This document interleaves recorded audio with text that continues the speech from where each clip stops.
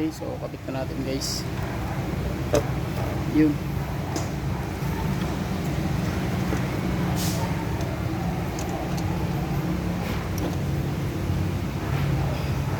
Yun.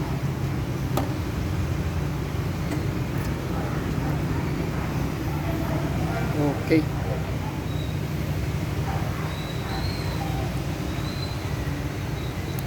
So, balik tayo mamaya pag matapos na.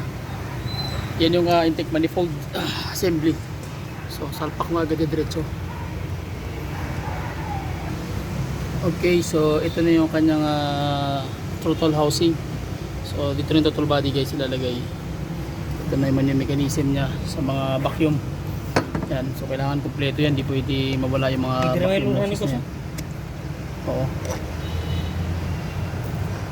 Yan. Yun. So kailangan naman na kayo makakaligtad. So yan siya guys. So balik tayo pag natapos na. Okay? Sige.